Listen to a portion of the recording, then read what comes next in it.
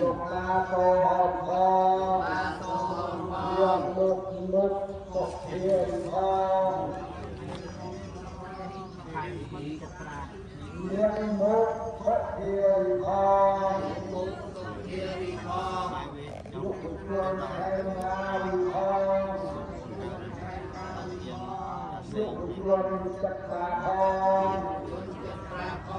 ដើម្បីសេចក្តីចម្រើនដើម្បីជាប្រយោជន៍ដើម្បីសេចក្តីសោខបានលោកអ្នកដែលមានគុណទាំងឡាយមានមេត្តាបិតាដូនតាបុត្រតាស្វាមីភរិយាការចាំពីសមាធិដើម្បីសេចក្តីចម្រើនដើម្បីជាប្រយោជន៍ដើម្បីសេចក្តីសោខដល់ខ្ញុំបកករណាទាំងឡាយផងអរកាយយូរវែងតឡងសក្តិយ៉ាងពេតំណាង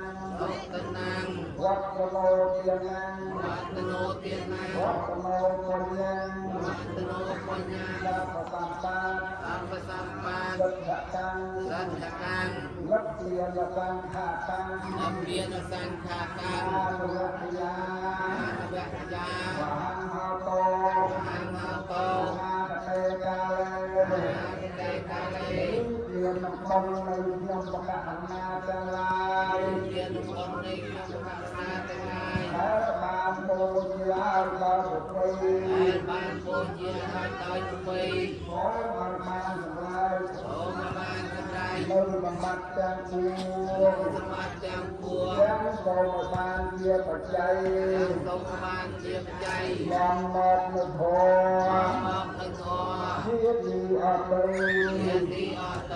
នៃអារវៈកលែអូគឺប្រណិពាហើយតណាពុទ្ធទៅលោកស្វាអរយៈទីដងខអរយៈទីពលុស័យដងខ